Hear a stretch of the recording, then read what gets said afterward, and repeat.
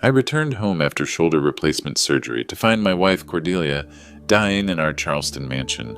Meanwhile, our son Tristan was posting beach photos from Bali with the caption, "Finally free from these pathetic old folks." But when I started investigating what really happened during those 3 days I was in the hospital, I discovered something that changed everything I thought I knew about my son. What I found wasn't just neglect, it was calculated betrayal. I grabbed my phone and made one call.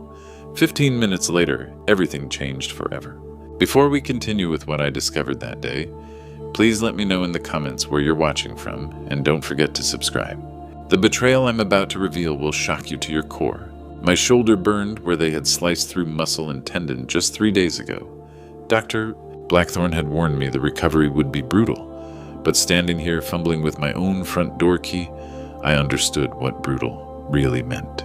The simple act of turning metal in a lock took more effort than it should have, my right arm hanging useless as dead weight.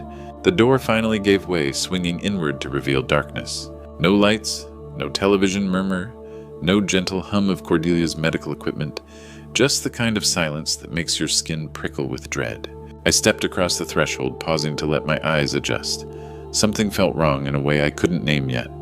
Our Charleston home usually breathed with life, but now it felt hollow, abandoned. The grandfather clock I'd restored had stopped ticking. Even the air tasted stale, like a house that had been holding its breath for days. Cordelia.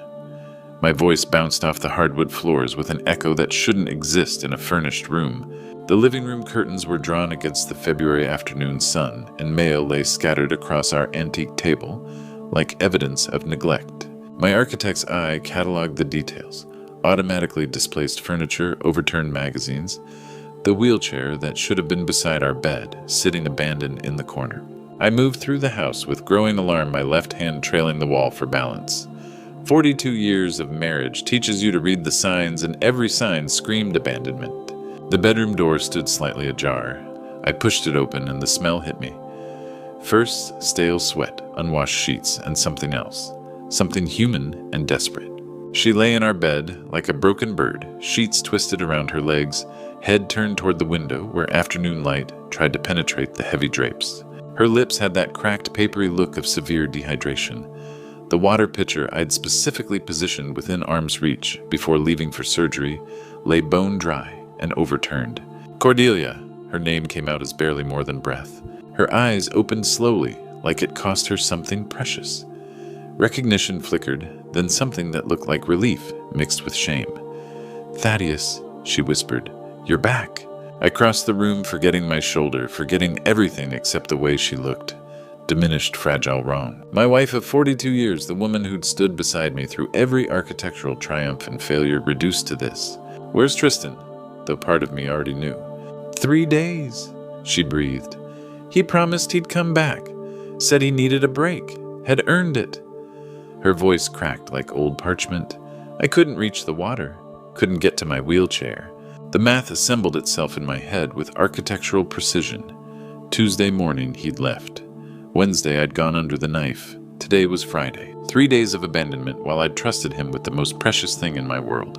I called 911 with hands that stayed steady through sheer force of will. The dispatcher's voice was calm, professional, asking for our address in Magnolia Street's historic district. The paramedics arrived in 14 minutes. 2 women who moved with practiced efficiency, checking vitals while asking the questions that mattered. How long without fluids? Any medical conditions? Where was her primary caregiver? My son, I said, the words tasting like ash. He was supposed to be here. After they wheeled her away, I stood in the empty bedroom, surveying the evidence with a contractor's eye for detail. Medication bottles lined up but unopened, a glass positioned just out of reach, the wheelchair deliberately distant from the bed. That's when I remembered Tristan's weakness, his compulsive need to broadcast every moment of his life. I pulled out my phone, opened Instagram, and typed his name. The page loaded like a slow-motion nightmare. Turquoise water, a cocktail glass sweating in tropical heat, Tristan's face grinning and carefree, sunglasses pushed up on his forehead. The location tag read Bali, Indonesia, posted 2 hours ago. The caption stopped my heart. "Finally free from these pathetic old folks. Bailey life, may our freedom, living my best life." I stared at those words until they burned themselves into my memory. Then I grabbed my phone with the cold precision that had built my career. The first call I was about to make would change everything forever. The sterile hospital smell clung to my clothes as I sat beside Cordelia's bed, watching the steady drip of IV fluids into her dehydrated body. Saturday morning light filtered through the ICU windows, but it felt like we were trapped in some medical purgatory. Her eyes were clearer now, though still sunken in her pale face. "Don't be too hard on the boy," she whispered, her voice barely audible above the beeping monitors. Even after everything, she was protecting him.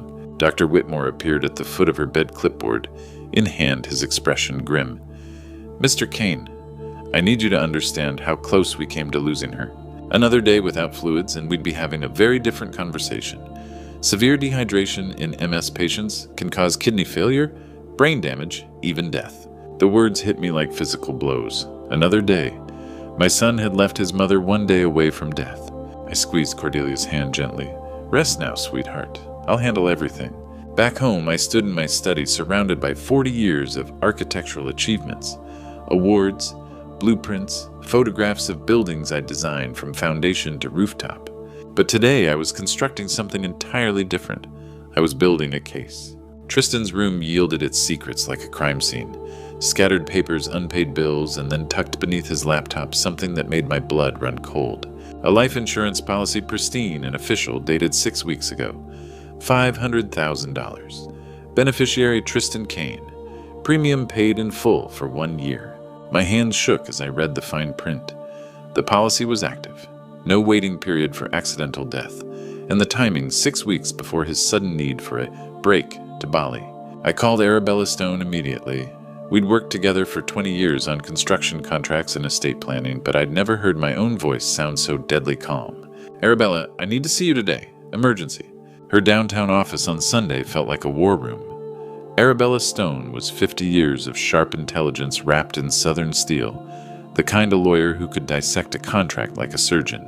She listened without interruption as I laid out the evidence, the abandonment, the Bali posts, and finally the insurance policy. "Jesus, Thaddeus," she breathed, studying the document. "This isn't abandonment anymore. This is attempted murder."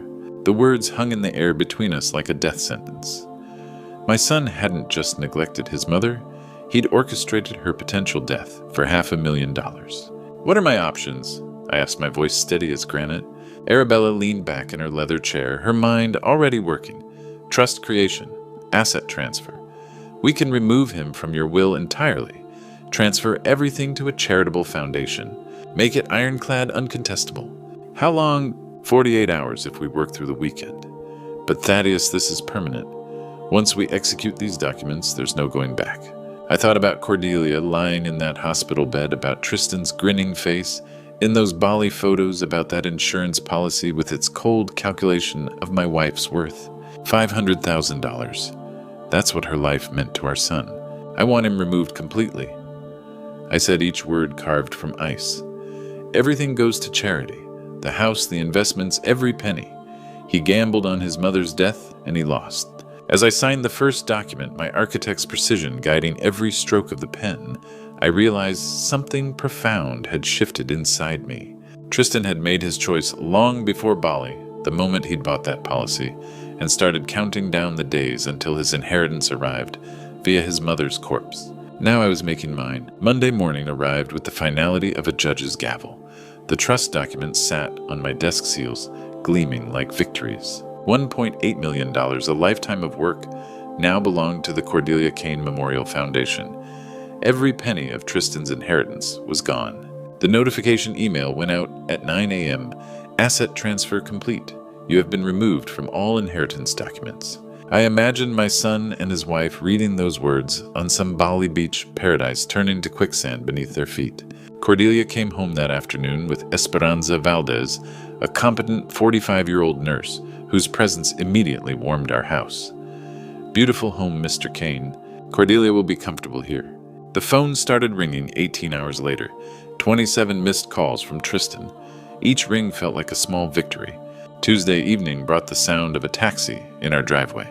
$6,400 for 2 last-minute flights from Bali, money they couldn't afford, spent in panic. The front door burst open and Tristan stumbled in like a man fleeing fire hair, disheveled Bali tan fading under our foyer lights. Behind him, Delilah dragged 2 suitcases, her designer vacation clothes wrinkled, her usual composure cracked. "Dad, we need to talk," Tristan gasped. "There's been some mistake." "You're both back early," I said, voice steady as stone. Bali not agreeing with you. "Don't joke. What did you do?" "I made arrangements for my estate. Adults do that." Delilah dropped her suitcase with a thud. "Your estate? That's Tristan's inheritance. You can't just give it all away." "Actually, I can. I did." Her face went pale beneath her fading tan. "You're bluffing. Old people threaten this stuff all the time, but you'd never really—" "This is because of Mom, isn't it?" Tristan's voice cracked. "She's fine. She's home now. No thanks to you." The words came out quieter, more dangerous. "You left her to die." "I didn't. It was just a few days. I needed a break. We've been taking care of you people for years." "Taking care of us?" I pulled out my phone, showed him his Instagram post. "Pathetic old folks, that's what you called us." His face went white. "I didn't mean—" Delilah stepped forward, desperation replacing arrogance. "He was just frustrated. You know how social media is. People say things they don't mean. Do they buy life insurance policies they don't mean to?" I watched both their faces freeze. $500,000, Tristan. Purchased 6 weeks before your sudden need for a Bali vacation. The foyer went dead silent except for Esperanza's quiet movements in Cordelia's room. "How did you—" Tristan started, then stopped. Delilah's mouth opened and closed like a fish gasping for air. "The insurance policy tells me everything I need to know about your real intentions." The silence that followed my revelation about the insurance policy stretched like a taut wire ready to snap. But instead of leaving, Tristan and Delilah dug in their heels like squatters claiming territory that was never theirs. "We're not going anywhere," Delilah announced the next morning, standing in my kitchen wearing yesterday's wrinkled clothes. "This is still legally Tristan's home until the courts say otherwise." She was wrong, but I didn't correct her. I had bigger battles ahead. What followed were the most toxic 2 weeks of my life. We moved around each other like hostile ghosts, sharing space but nothing else. Delilah cranked her music until the walls vibrated, left dirty dishes in the sink, like territorial markers tracked mud across Cordelia's pristine hardwood floors with deliberate carelessness. Tristan spent hours on the phone with cut-rate lawyers, his voice carrying through thin walls. There has to be something. Undue influence. Diminished capacity. He was on pain medication after surgery. I documented every call, every mess, every act of passive aggression. An architect learns to build cases as carefully as buildings. But it was Cordelia who paid the real price. The stress accelerated her MS symptoms like gasoline on fire. Esperanza pulled me aside after the first week, her professional composure cracking. "Mr. Kane, her vitals are stable, but she's fading. The tension in this house, it's killing her spirit." I spent every possible moment in Cordelia's room, reading her architectural journals she used to tease me about. "Still boring after all these years," I'd whisper, hoping for her old smile. But her responses grew weaker each day, her grip on my hand loosening like her hold on life. "Don't let them destroy what we built," she whispered one evening, her voice barely audible above the bass thumping from upstairs. "Never, I promised." Her final words came on a quiet Tuesday morning in early March. No dramatic gasping, no Hollywood death scene. Just Cordelia, looking at me with eyes that had loved me for 42 years, whispering, "Love you always," before drifting into sleep that became eternal.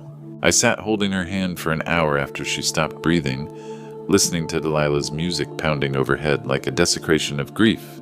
The funeral was small, by choice, 15 people who actually knew and loved Cordelia. Mrs. Ashworth from next door brought a casserole and tears. Esperanza came in her best dress, holding my arm as we walked to the graveside. Tristan arrived 20 minutes late, reeking of whiskey and desperation. He stumbled toward the front, nearly knocking over the flower arrangement I'd personally selected. "She was my mother," he slurred, grabbing the podium for balance. "The best woman who ever lived. I loved her." The mourners shifted uncomfortably. Mrs. Ashworth's eyes narrowed with disgust. "You left her to die," I said quietly, my voice carrying across the silent cemetery. "Everyone here knows it. You turned her against me. You poisoned—" "Leave now," I interrupted, "while you still have some dignity left." 2 of our neighbors gently but firmly escorted him away, Delilah trailing behind with her eyes fixed on the ground. We buried Cordelia under the oak trees she'd admired during our Sunday drives, When walking had become too difficult for her, I placed a single white rose on her casket, the same variety I'd given her on our first date 50 years ago. After the last mourner left, I stood alone in the cemetery, feeling something cold and final settle in my chest.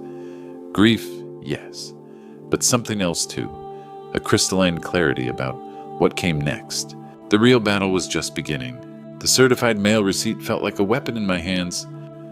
March 15th. Exactly 2 weeks after we'd buried Cordelia, I watched the postal worker hand-deliver the eviction notice to my own front door. Tristan signed for it with shaking fingers, his hangover evident in every movement. He tore open the envelope right there on the porch, his face cycling through disbelief, rage, and finally panic as he read the legal language. "Evict me, your own flesh and blood. You made your choice in Bali," I said through the screen door. "I'm making mine in Charleston." He crumpled the notice, threw it at my feet. "Where am I supposed to go? We have no money." "You had money for Indonesian vacations. Figure it out." 15 days. That's what South Carolina law required. 15 days for my son to find somewhere else to destroy his life, while I reclaimed the home where his mother had died. He didn't leave. Arabella filed the eviction lawsuit on March 31st, with the methodical precision of a surgeon. Every document perfect. Every precedent cited, every loophole sealed. We'd worked together long enough for me to appreciate her craftsmanship. The Charleston County Courthouse felt like a cathedral of justice on April 15th. Judge Sterling, a no-nonsense woman in her 50s, reviewed our case with the efficiency of someone who'd seen every family drama twice. Arabella presented our evidence like building a foundation, certified mail receipts, timeline, documentation, witness statements from Mrs. Ashworth and Esperanza. No lease agreement, no rent payments, no legal right to occupancy. Tristan's lawyer, a kid fresh from law school who probably worked for grocery money, tried the sympathy angle. "Your Honor, this is a family dispute, not a landlord-tenant issue. My client has nowhere else to go." Judge Sterling barely looked up from the documents. "Mr. Kane has legal right to his property. Family relationships don't supersede property law." Her gavel came down like a period at the end of a sentence. "Tristan Kane must vacate the premises by May 15th, next case." But Tristan wasn't finished fighting. April 22nd brought us back to court for his desperate counterattack. A different courtroom, a different Judge Thompson this time, older and more formal. The kind of man who'd heard every excuse in the book. Tristan's claim was pathetic, but predictable mental incompetence due to post-surgical medication. His lawyer presented it like a Hail Mary pass with seconds left on the clock. Arabella demolished it with surgical precision. Medical records showing I'd only taken over-the-counter pain relievers. Dr. Blackthorne's sworn affidavit stating the shoulder surgery required only local anesthetic with no cognitive side effects. Security footage from her office building showing me articulate and purposeful during our meetings. Mr. Kane understood every clause, asked specific questions, made deliberate choices. She told the court, "This is textbook competency." The kid lawyer tried one more time. "But Your Honor, he was only 4 days post-surgery. A minor orthopedic procedure." Arabella interrupted. "Not brain surgery." His mind was perfectly clear. Judge Thompson reviewed everything with the thoroughness of a man who understood that his decisions became permanent records. When he finally spoke, his voice carried the weight of absolute finality. "This court finds no credible evidence of diminished capacity. The medical testimony is clear. The video evidence shows Mr. Kane articulate and purposeful in his decision-making." He fixed Tristan with a stare that could have frozen lava. "Claim dismissed with prejudice. Mr. Tristan Kane is barred from refiling this claim." Tristan's head dropped into his hands. I heard something between a sob and a gasp, the sound of a man watching his last hope die in a courtroom. Every legal avenue was now closed. The private investigator's report arrived Tuesday morning, 8 pages, documenting how my son had gambled away a house like pocket change. Tristan had lost the Bradenton property to Alessandro Drake in poker 6 months ago, betting everything on a pair of eights against a full house. Except the transfer wasn't legal. I spent the morning reviewing the original deed from 5 years ago when I'd foolishly given Tristan that house. There it was in Section 4 Clause B, a restriction. I'd forgotten no transfers for 10 years without my written consent. Alessandro Drake had been playing with house money that was never legally his. The drive to Bradenton took 40 minutes. Alessandro's house was impressive Mediterranean style with expensive cars that spoke of successful business. He answered the door himself, a solid man in his 50s, with intelligent eyes and a meaningful handshake. "Mr. Drake, I'm Thaddeus Kane. I believe you won a house for my son in a poker game." He nodded toward his kitchen. "Coffee. And yes, your son's a terrible poker player, worst I've seen in 20 years. He's terrible at a lot of things. Poker's just one of them." Alessandro poured coffee movements deliberate. "I'm guessing you're not here for sympathy." "I'm here to buy the house back. It's not for sale. Good rental income. $1,200 a month from tenants." I placed the deed on his granite countertop. "When I gave that house to Tristan, there was a deed restriction. No transfers without my consent." Alessandro's jaw tightened as he read. The silence stretched while he processed what this meant. "You're saying I don't legally own it. I'm saying you're holding property you don't legally possess, which makes this conversation important for both of us." He calculated like the professional gambler he was. "If that's true, why offer to buy it? Just take it back through courts. Litigation takes time, costs money, creates bad blood. I'm offering a clean exit. $485,000. I paid more. Tristan's debt was $520 plus interest. Tristan's debt isn't my problem. Market value is $520. I'm offering $485. That's $35,000 undervalued, but $35,000 more than you'll get in court." He studied me with new respect. "You've got steel, old man. Your son bet everything on nothing. This is the last mess I'll clean up for him." We shook hands, two professionals who understood business, even when it grew from someone else's stupidity. 2-week closing. My lawyer will contact yours. I drove back to Charleston, owning both houses, the one I'd built and the one I'd recovered. Tristan would never know what I'd reclaimed from his failures. The sheriff's deputies arrived at exactly 9 a.m. on May 15th, clipboard efficiency wrapped in polite Southern courtesy. I watched from my study window as they supervised Tristan, loading his possessions into a rented U-Haul truck that probably cost more than he could afford. 30 days. One deputy explained, though we all knew the legal battle was over. "You've got 30 days to find permanent housing." Tristan found a one-bedroom apartment in Northport, 40 minutes north of Charleston, in the kind of neighborhood where dreams go to die. $1,100 a month for thin walls, cheaper carpet, and the constant soundtrack of other people's failures, bleeding through inadequate insulation. Delilah took a job at a department store, $13 an hour, folding clothes and forcing smiles at customers who treated her like furniture. I knew because Mrs. Ashworth's network of neighborhood gossips extended surprisingly far, and information flowed back to me like water, finding its level.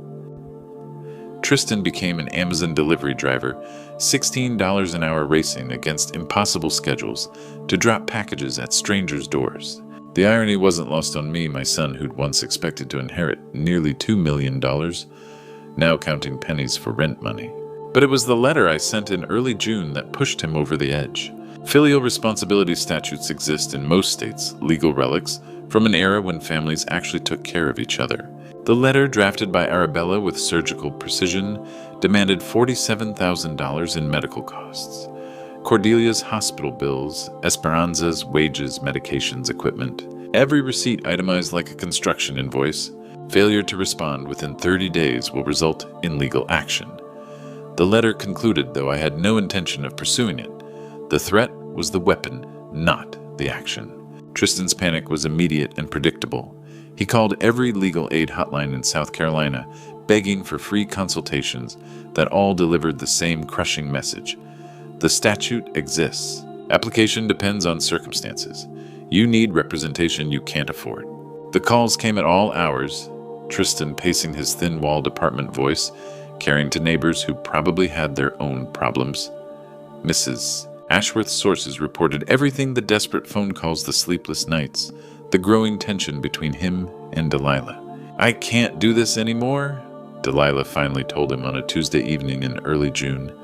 The argument was loud enough for the whole complex to hear. "This is your family, your mess. I didn't sign up to be poor." She moved out on June 10th, taking everything that was hers and half of what wasn't. The divorce papers arrived 2 days later. No fault dissolution, no assets to divide, no children to complicate things. Clean and simple, like cutting off a gangrenous limb. Tristan signed without contest. What was the point of fighting for nothing? The decree became final 2 weeks later, processed through family court with the same efficiency that had handled his eviction. Delilah disappeared into whatever life she could build, without the anchor of his failures dragging her down. Mrs. Ashworth's final report painted a picture of complete isolation. Tristan alone in his apartment working delivery routes that barely covered rent, eating ramen noodles and generic cereal, watching his phone for calls that never came. He'd gained exactly what his choices had earned him, the perfect solitude of consequences fully realized. The real estate closing felt like the final page of a long, painful chapter. Early July brought 2 separate transactions. The Charleston mansion sold for $675,000, the recovered Bradenton house for $335,000. Combined with my existing savings, the total reached $1.285 million. More money than I'd ever imagined having. More than enough to build something lasting. The Sarasota Bay condo was everything Charleston wasn't: modern, simple, peaceful. 2 bedrooms overlooking water that changed color with the sky, a small balcony where I could grow herbs and watch pelicans dive for fish. It cost me $245,000, leaving over $1 million for the work that really mattered. The Cordelia Kane Memorial Foundation took shape like the most important architectural project of my career. Articles of Incorporation, 501c3 status. A board of directors who understood that multiple sclerosis families needed more than sympathy. They needed practical help. Esperanza agreed to serve on the board, bringing her nursing expertise. Mrs. Ashworth surprised me by volunteering her organizational skills.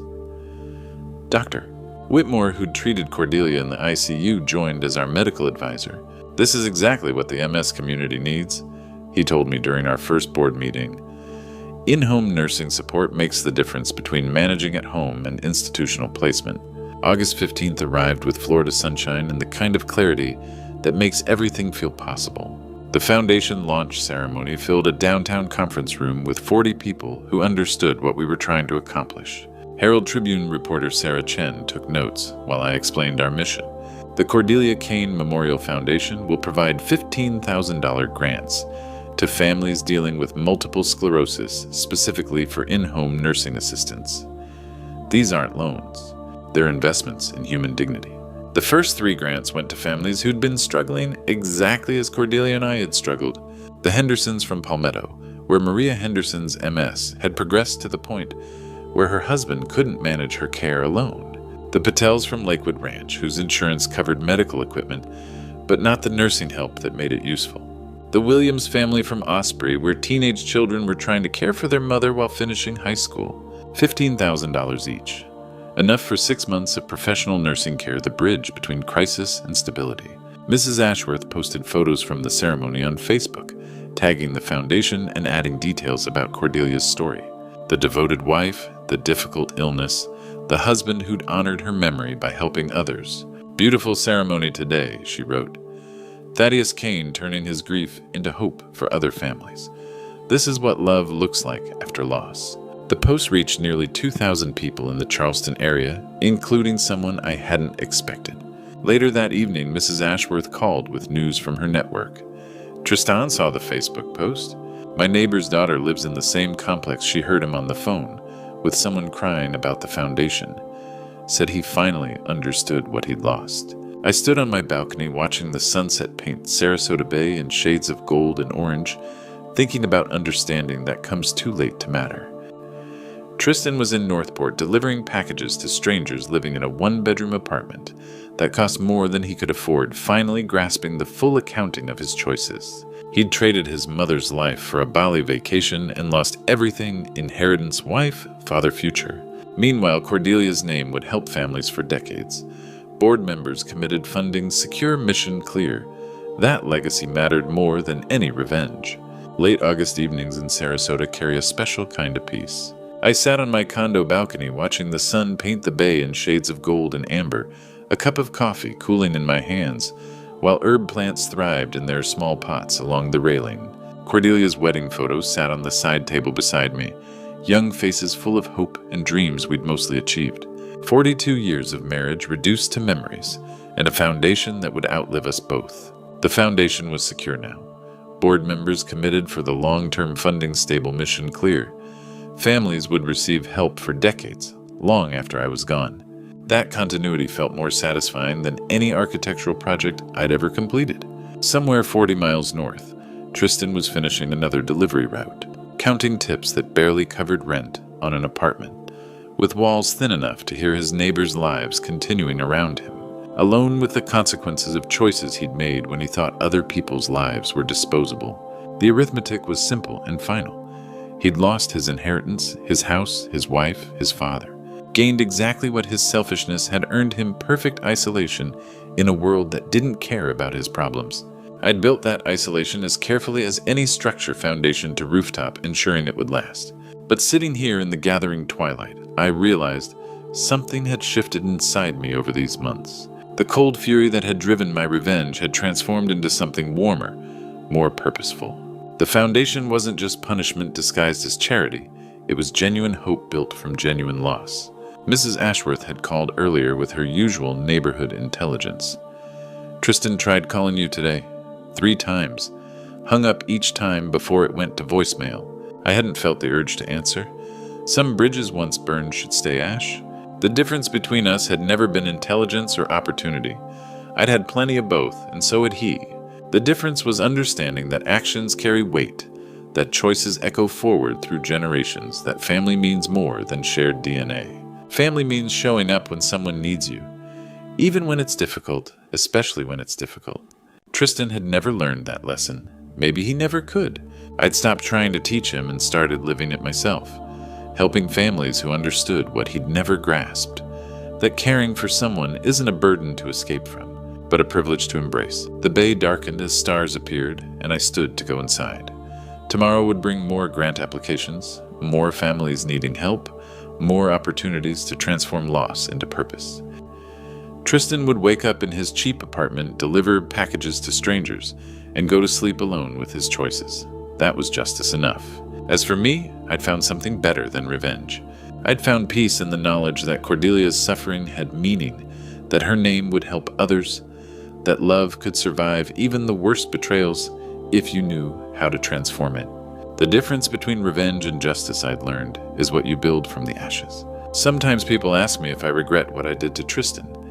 The answer is simple. I don't regret seeking justice, but I've learned that God works in ways we don't always understand immediately. What started as a father's fury became something deeper, a lesson about what family truly means. You see, these grandpa stories aren't just entertainment. They're warnings, wisdom passed down through generations who've learned hard truths. This true story taught me that blood doesn't make you family, showing up does. Being there when someone needs you, especially when it's difficult, that's what separates real family from people who just share your DNA. Tristan thought caring for his mother was a burden. He saw her MS as an inconvenience to his freedom. But God teaches us through Scripture that honoring our parents isn't optional. It's fundamental to who we are as human beings. When we abandon that responsibility, we don't just hurt them. We destroy something essential in ourselves. The insurance policy revealed his true heart. He wasn't just neglecting Cordelia, he was counting on her death. That's when I understood this wasn't about a son making mistakes. It was about a man who'd lost his soul somewhere along the way. These grandpa stories matter because they remind us that our choices have consequences that ripple through generations. This true story shows what happens when we forget that family isn't about what we can get, but what we're willing to give. God blessed me with the resources to seek justice, but more importantly, He showed me how to transform pain into purpose. The foundation continues Cordelia's legacy, helping families who understand what Tristan never learned. Every grant we award is proof that love can survive betrayal, that good can emerge from evil, and that God can use even our darkest moments to create light for others. That's the real lesson in these grandpa stories. Not that revenge is sweet, but that justice served with purpose can heal wounds we thought would never stop bleeding. If this true story touched your heart or reminded you of your own family responsibilities, I'd love to hear from you. Share your thoughts in the comments below. Have you ever had to make difficult choices about caring for aging parents? Your experience might help someone else facing the same struggles. And if these grandpa stories resonate with you, please subscribe to our channel and share this video with someone who needs to hear it. Sometimes the most powerful lessons come wrapped in the most painful truths. I returned home 3 days early to surprise my wife for Christmas. Instead of warm embraces, I found my son celebrating with his in-laws in my living room, while my wife sat outside crying alone. They thought I was still in Europe, unaware of their conspiracy to steal my $30 million estate. For weeks, they'd pressured my wife to sign transfer papers, breaking her spirit with psychological manipulation. But they never expected me to return early and overhear their entire plan. What I did by sunrise destroyed their lives completely and taught them that some betrayals have devastating consequences. Before I tell you what happened when those headlights cut through the darkness, drop a comment below. Where are you watching this story unfold? Are you Team Justice or Team Forgiveness? The headlights of my rental car cut through the December darkness as I wound up the familiar hillside road toward home. 3 weeks in Europe had felt like an eternity, but the early return was worth it. Christmas Eve was still hours away, and I could already picture Celeste's face when she saw me walk through the door. But as my estate came into view, something stopped me cold. Every window blazed with warm golden light. Christmas decorations I hadn't seen before sparkled across the vineyard terraces like fallen stars. The great room's French doors stood wide open, spilling laughter and music into the crisp Napa Valley night. This wasn't the quiet homecoming I'd expected. I paid the taxi driver and stood at the wrought iron gates, my leather suitcase forgotten at my feet. After 35 years of marriage, I knew every rhythm of this house, every pattern of Celeste's habits. She never entertained without telling me. She certainly never threw parties. The sound of champagne glasses clinking drifted down from the terrace, followed by voices I didn't immediately recognize. Male voices. Confident, entitled voices that seemed to fill every corner of my property. And then I saw her. Beneath our century-old oak, Celeste sat alone on the stone bench, shoulders slumped, in a posture I'd learned to recognize over decades. She was crying. My wife sat in solitude, wine glass trembling in her hands, while celebration echoed from inside our home. The contrast hit like a physical blow. Inside, people toasted something that apparently didn't include the woman who'd helped me build this $30 million empire. Outside, the woman I'd loved since we were young and broke wept beneath the tree where I'd proposed. I moved closer, staying in the olive tree's shadows. Voices from inside grew clearer. Finally, someone said, a woman's voice sharp with satisfaction. "About time," came a male response, authoritative. Then cutting through it all, I heard Philip's laugh. Not his usual uncertain chuckle, but something confident, almost triumphant. My son was celebrating while his mother sat alone in the cold tears streaming. I checked my phone. No missed calls. No messages explaining why strangers had transformed my home into their party. No warning that I'd return to find my wife isolated and my property occupied. The smart move would be walking through that front door demanding answers. The husband move would be going straight to Celeste. But instinct held me back. Those voices carried too much comfort, too much belonging. The laughter filled every corner like they owned the place. This wasn't spontaneous. This was orchestrated. I needed to understand what I was walking into. Why was my wife crying while my son celebrated? How had strangers made themselves so comfortable they'd forgotten the woman who helped build this place? December wine rustled through the vineyard, carrying the scent of winter earth, and something else changed. Ending's the moment before everything familiar falls away. I stepped deeper into the shadows. Whatever was happening here, I needed to understand it before I let them know I was home. My feet found the familiar stone pathway through our gardens. Each step brought me closer to answers I wasn't sure I wanted. The celebration inside had grown more animated, fueled by something beyond holiday cheer.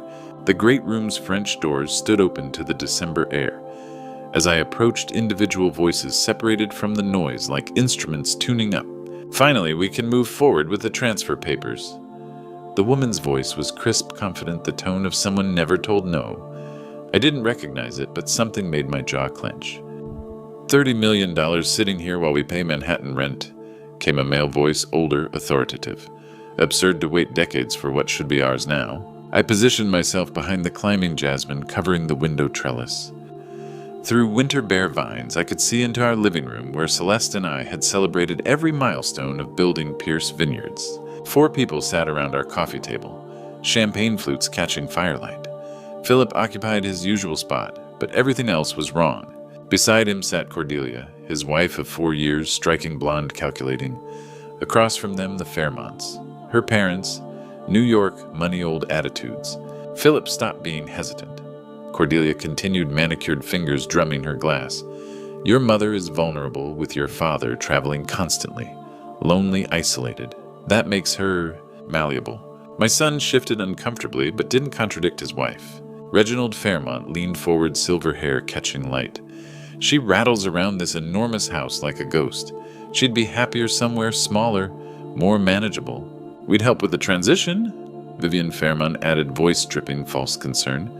Make sure she's comfortable in new arrangements. I pulled out my phone, hands steady despite building rage. The recording app opened silently. The key is making her believe it's her idea, Cordelia was saying, that she's being practical. Once she signs the transfer documents, the estate legally belongs to Philip. And what belongs to Philip? She raised her glass in mock toast. Belongs to his family, Reginald finished, clinking glasses. Philip finally spoke, voice carrying weak protest. What if Dad objects when he returns? What if he realizes what we've done? Cordelia's laugh cut like winter air. Your father can object all he wants. Once papers are filed, once transfer is legal, there's nothing he can do. The house will be ours. Besides, Vivian settled deeper into our cushions. Michael's 62, not young in business years. He needs to step back, let the next generation take control. This just accelerates the inevitable. My phone captured every word, every casual dismissal of 35 years of marriage, every calculated move against the woman who'd stood beside me through droughts and recessions. Tomorrow morning, Cordelia continued like a general planning campaign, we present United Front. Philip expresses concern about his mother's isolation. We offer solutions, alternatives. When she's emotional, grateful for our concern, we present the papers. Already prepared, Reginald confirmed, patting a leather portfolio. Everything legal binding.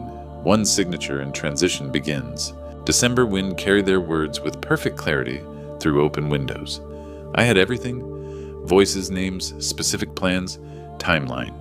Evidence for any court. But more than that, I had clarity.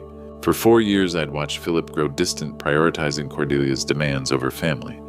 I'd attributed it to marriage evolution, natural boundary creation. I'd been wrong.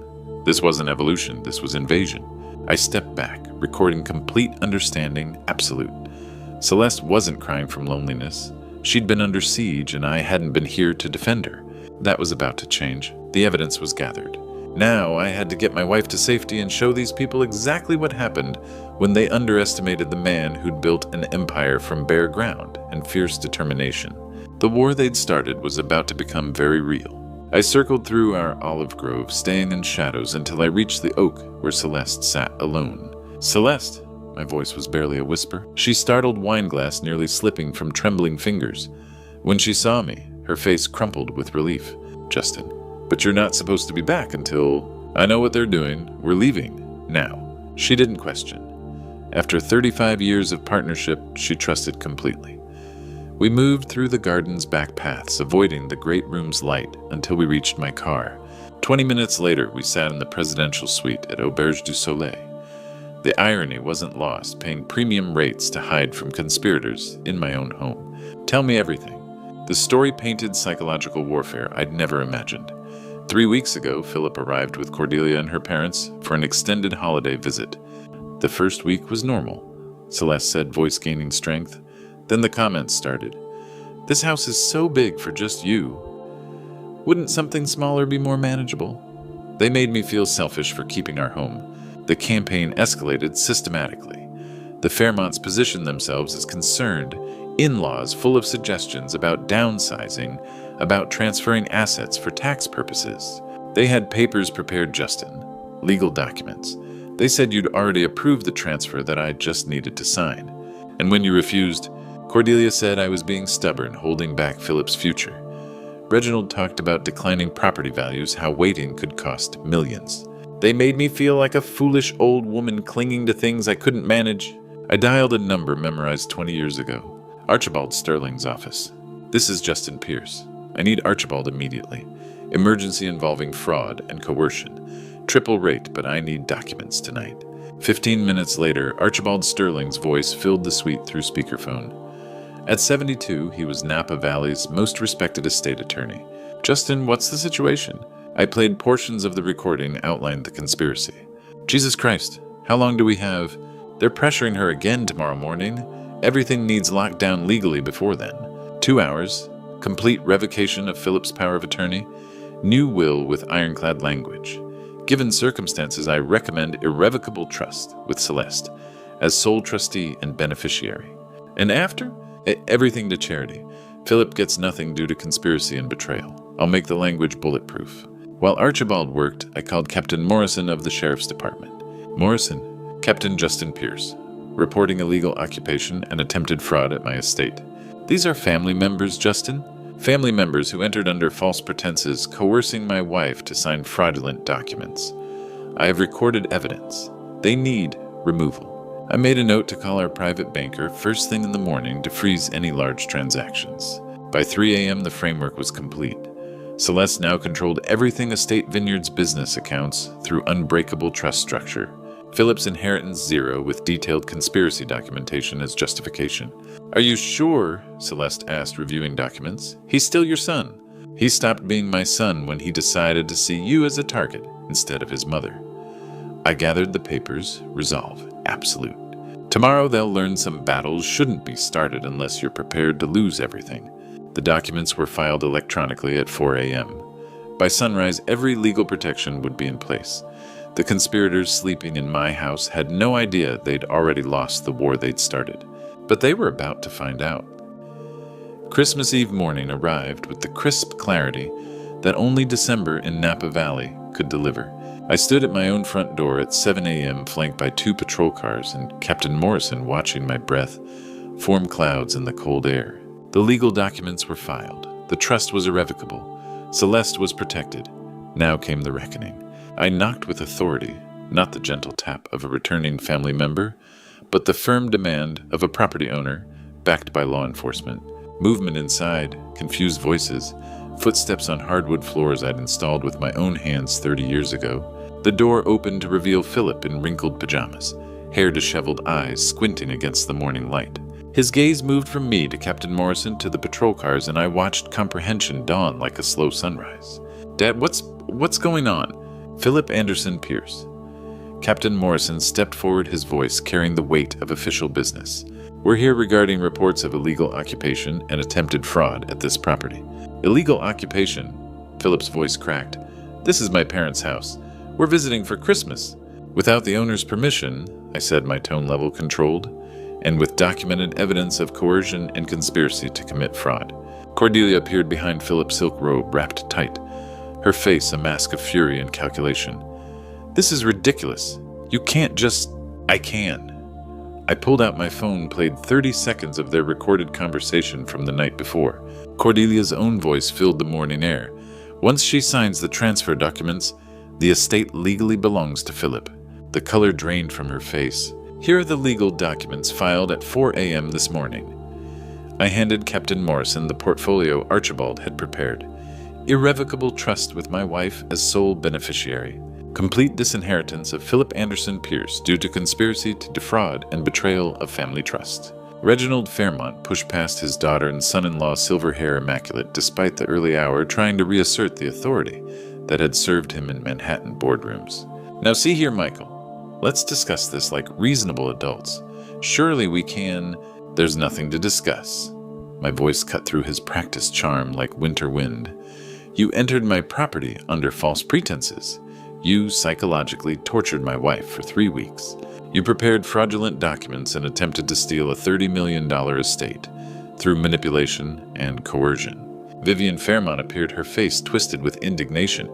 You're making a terrible mistake. We have rights. We have legal standing. You have 30 minutes to pack personal belongings and leave. I checked my watch, a gesture I'd perfected in decades of business negotiations. Anything left behind becomes property of the trust.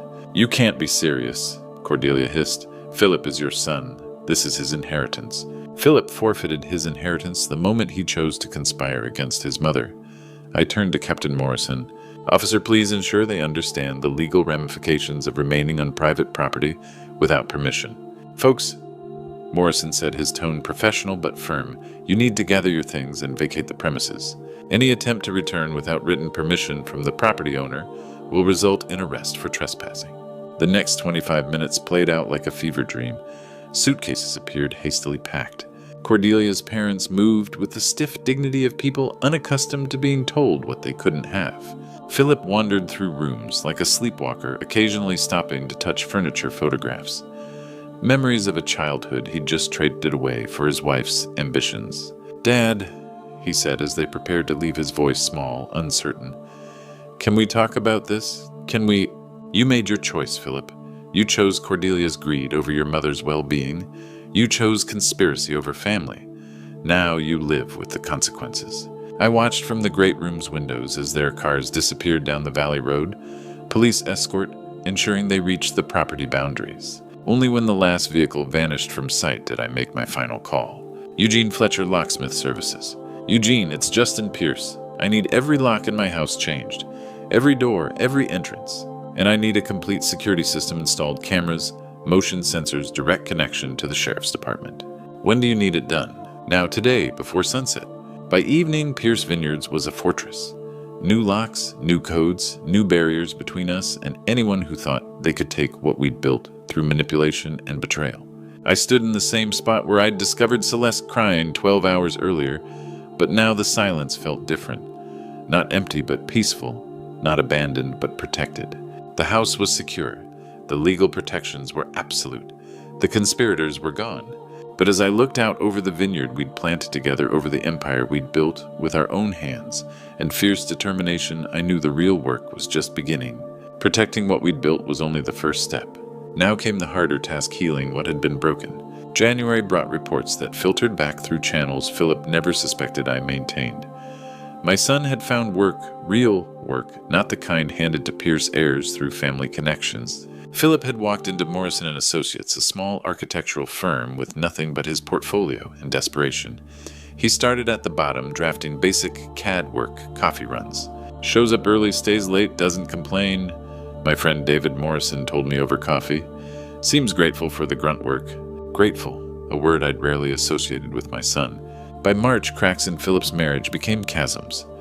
Cordelia, accustomed to Manhattan penthouses, found herself trapped in a 2-bedroom apartment where her husband's paycheck barely covered rent. "She's not adjusting," David reported. "Came by twice last week demanding to know why Philip wasn't making more money, why he couldn't leverage his family name." Philip's response: "Said he was learning his craft the right way, wouldn't trade on a name he'd dishonored." The divorce papers were filed in June. Cordelia cited irreconcilable differences and incompatible lifestyle expectations. Translation: she'd married money and discovered she'd married a man who had to earn it. She moved back to New York, leaving Felix and Iris with Philip. "Need time to reassess priorities," she'd said. My grandchildren, whom I hadn't seen since that December night, were now full-time residents of their father's modest apartment. Philip worked 6 days a week, picked them up from school, helped with homework at a kitchen table. "Why don't we see Grandpa Justin anymore?" Felix had asked his school counselor. "Did we do something wrong?" Philip's answer, relayed through concerned friends: "Sometimes adults make serious mistakes with consequences lasting longer than we'd like. But that doesn't mean anyone stopped loving you." He was protecting them while teaching accountability, more wisdom than I'd seen in 32 years. The real test came 18 months later. Philip had worked up to junior project manager, earning respect through competence. A client impressed by his winery renovation design offered him a direct contract, a chance to go independent, with triple his current salary. Philip turned it down. "I'm not ready," he told David. "I need more experience, mentorship. I've spent years taking shortcuts, expecting things because of my last name. Won't make that mistake again." The humility impressed me more than any apology could have. This wasn't the Philip who'd married Cordelia, who'd expected inheritance rather than building legacy. This was a man learning to earn respect through merit. But was it genuine transformation or elaborate performance? I found myself driving past his apartment on Sundays, seeing him in the courtyard playground with Felix and Iris, teaching football on patchy grass instead of our manicured lawns. He looked tired, older, but there was purpose in his posture that hadn't existed before. 2 years had passed since that December night. 2 years of watching, gathering reports, trying to determine whether exile had taught the intended lessons. His humility impressed me. His dedication to his children moved me. His rejection of easy money suggested impossible growth. But questions remained. Was this authentic change, or was Philip playing a longer game? Had he learned genuine lessons or simply learned to perform them better?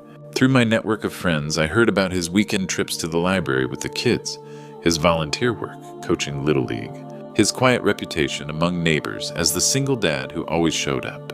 "He's different, Justin," David told me during our 2-year anniversary coffee. "Not just at work, the whole package. Like he finally figured out who he was supposed to be all along. People can change that much. Some can. Question is whether you believe it." I watched him from across the Oxbow Market one Saturday morning, Felix and Iris chattering beside him as they selected vegetables for what looked like a modest family dinner. He moved with patience I'd never seen, answered their questions with attention I'd never witnessed. This could be the real Philip, or it could be the most sophisticated manipulation he'd ever attempted. The 5 years I'd given him weren't up, but I was starting to wonder if the timeline mattered less than the question itself. Was I watching my son become the man I'd always hoped he could be? Or was I watching him become better at pretending to be that man? Only one way to find out. It was time for a test. 2 years after that December night, I decided to stop wondering and start knowing. The test I designed was elegant. Through shell company Meridian Development Group, I'd offer Philip his dream project, designing a luxury resort for a prestigious Napa Valley winery. I hired Marcus Webb, a business consultant, as intermediary. He believed he represented a wealthy East Coast investor. He had no idea he was conducting a character evaluation. "Philip comes highly recommended," Marcus reported after their initial meeting. "Morrison and Associates speaks highly of his work. His portfolio shows real talent. His availability, eager. This would be career-defining work. Perfect. Desperation and ambition were ideal conditions for testing integrity." The contract Archibald Sterling prepared was 90% fair industry standard language. The remaining 10% contained one crucial clause. Final payment of 40% of total fees is subject to client satisfaction, as determined solely by the undisclosed beneficial owner, whose approval may be withheld for any reason or no reason at said owner's complete discretion. Translation: I could refuse to pay Philip nearly half his fees simply because I felt like it. It was predatory language that desperate contractors sometimes accepted when they needed work badly. It was also the kind ethical professionals rejected, even losing lucrative projects. "He wants time to review with his attorney," Marcus reported after presenting the contract. "Never signs anything without legal counsel. Smart." But the real test would come when his lawyer explained what that clause meant. 3 days later, Marcus called with Philip's response. He has concerns about the satisfaction clause. Says it's too vague, needs objective criteria for final approval. Wants to know what specific deliverables trigger payment. And if we refuse modification, he won't sign. Says he'd rather lose the project than enter an agreement giving the client unlimited power to withhold payment without justification. I felt something I hadn't experienced in 2 years' pride in my son. The Philip who'd conspired with Cordelia would have signed immediately, desperate for money and confident he could charm his way out of problems. This Philip was protecting himself professionally, demanding fairness, even when it might cost him his biggest opportunity. "Tell him we'll revise the clause," I instructed Marcus. "Objective criteria, clear deliverables, fair terms. The client will negotiate. The client is impressed by his professionalism." The revised contract was signed within a week. Philip threw himself into the project with intensity that reminded me of my younger self, building the first Pierce Vineyard facility. Through Marcus, I received weekly progress reports. Philip exceeded expectations, delivering innovative solutions, balancing luxury with environmental responsibility. His designs incorporated landscape rather than dominating it. But technical competence wasn't what I was evaluating. I was watching for signs of the old Philip corner-cutting entitlement assumptions that connections could smooth over shortcomings. Instead, I saw meticulous attention to detail, collaboration with subcontractors, humility that sought input from structural engineers to landscape designers. "He's different from most architects," the project manager reported. "Usually they want to be the star. This guy wants everyone to succeed." Philip researched sustainable practices, studied the site's specific terroir, interviewed local craftsmen for authentic materials. His work ethic was impeccable, his standards uncompromising. But questions remained about motivation. Was this genuine transformation, or was he better at playing the role he thought I wanted? Was his professionalism authentic, or performance for an audience he suspected might be watching? 3 months in, I had my answer about Philip's character. The man who'd turned down an unfair contract, who worked with integrity even when no one was looking, who treated every team member with respect. This wasn't performance. This was who Philip had become. But I needed to be certain. I needed to look him in the eye, hear his voice, judge his sincerity directly. The project was nearly complete. The designs were exceptional. The test had been passed with flying colors. Now came the hardest part, revealing myself and discovering whether the son I'd been watching from a distance was ready to face the father he'd betrayed. It was time for a conversation that was 2 years overdue.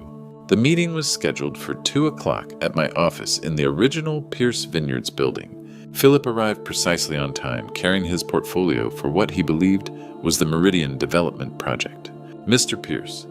He extended his hand with professional courtesy, learned through 2 years of real work.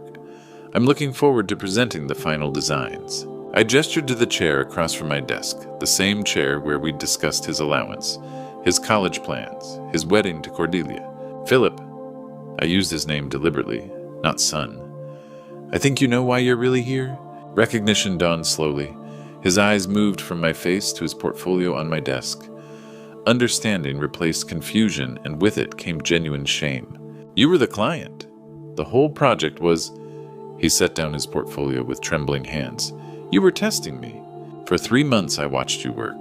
Watched you turn down an unfair contract, exceed expectations without cutting corners. Your integrity was unquestionable. Did I pass on? Your work was exceptional, but we're not here to discuss your professional competence. I studied the man my son had become. We're here to talk about Christmas Eve 2 years ago when you conspired to steal from your mother. The words hit like physical blows. His shoulders sagged, and I saw not the confident architect, but the broken man who'd lost everything through his own choices. I understand what I did, he said quietly. Not just the conspiracy, but the betrayal. Making Mom feel like keeping her own home was selfish. I replay that night, constantly seeing her crying while we celebrated inside. And Cordelia, gone over a year, couldn't handle reality, said she'd married into the Pierce family, not married Philip Pierce, the struggling architect. When she realized those were different things, she left. The children, his composure cracked. They ask about you and Mom constantly. Felix wants to see the vineyard again. Iris draws pictures of the house. He looked directly at me. I tell them sometimes adults make mistakes so serious that fixing them takes years. That love doesn't disappear, but trust has to be rebuilt. The honesty moved me more than any apology could have. What do you want from this conversation? Nothing I don't deserve. He straightened, finding strength I'd never seen. I want to be your son again someday, if possible. Want my children to know their grandparents. But I know those things must be earned. I studied his face, looking for manipulation, for calculated charm. Instead, I saw exhaustion, humility, and something like wisdom. The will doesn't change, I said finally. Everything goes to your mother, and trust then charity. You inherit nothing permanently. I understand. Any reconnection happens slowly with conditions. You never mention money or inheritance. Never pressure your mother. One violation, it's over permanently. Agreed. You continue building your own life career legacy. Don't trade on the Pierce name or expect family connections. I wouldn't want them to. I believed him. Against every instinct, I believed him. I'll talk to Celeste. If she agrees, we might arrange a video call with Felix and Iris. Nothing more, not yet. Gratitude overwhelmed his eyes. That's more than I hoped for. Promises are words, Philip. Show me through sustained actions, through years of consistency, and maybe we can rebuild something real. He nodded, gathering his portfolio, however long it takes. As he reached the door, I called his name. Philip! He turned back. The Meridian designs really were exceptional. You've become the architect I always hoped you could be. Thank you. That means everything. After he left, I sat looking out over the vineyard that had defined my life's work. For the first time in 2 years, I felt something I'd thought was lost forever. Hope. Sunday afternoon light filtered through our great room windows as Celeste and I positioned ourselves before the laptop screen. 2.5 years had passed since we'd seen our grandchildren. The video call connected, revealing Philip's modest apartment, and there, flanked by their father, were Felix and Iris. At 7, they'd grown beyond the toddlers. We remembered Felix with Philip's serious eyes, but Celeste's gentle smile, Iris, with the Pierce stubborn chin and blonde curls. Kids, Philip said softly. "Do you remember Grandpa Justin and Grandma Celeste?" Felix nodded shyly.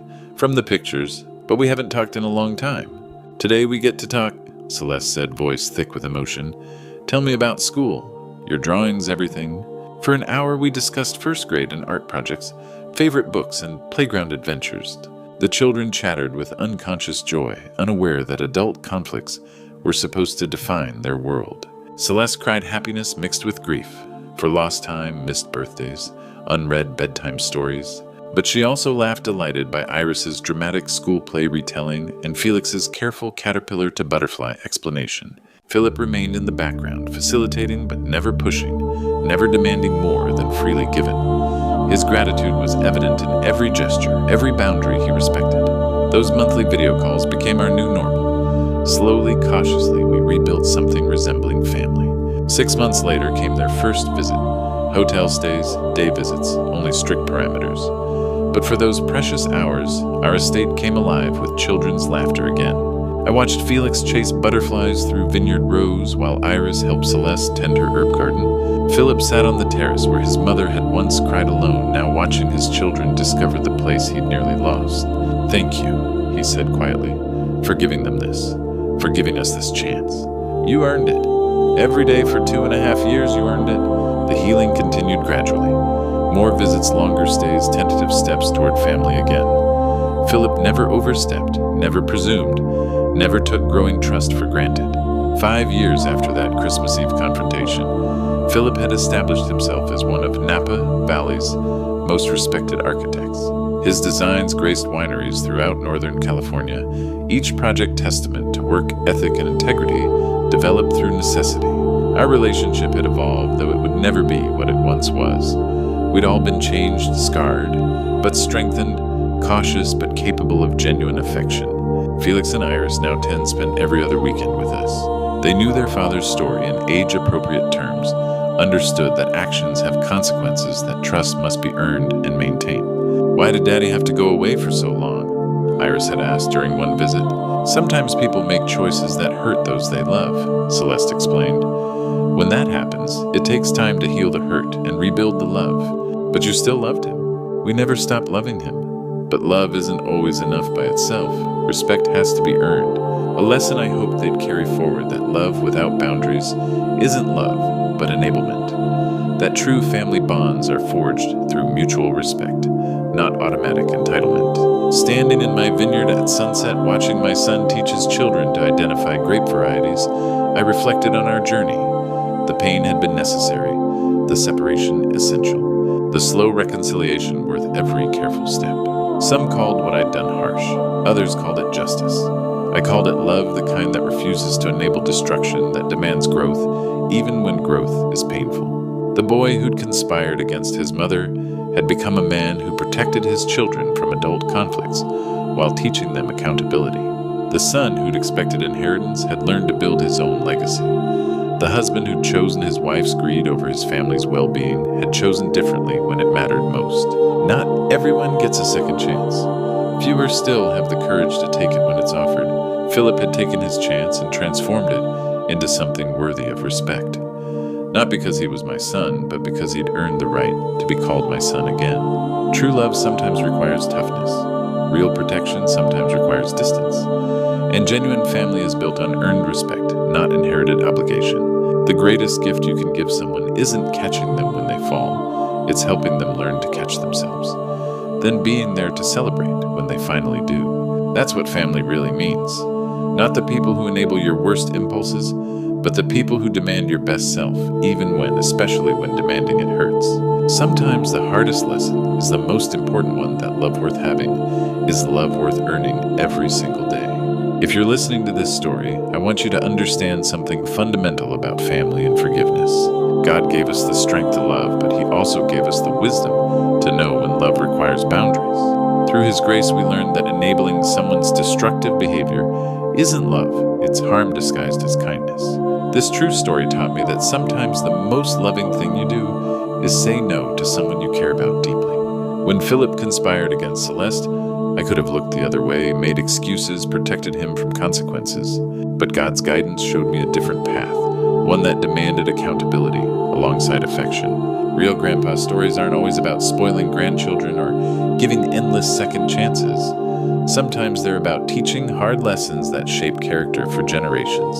Felix and Iris learned that respect is earned, that actions have weight, that family bonds grow stronger when built on truth rather than obligation.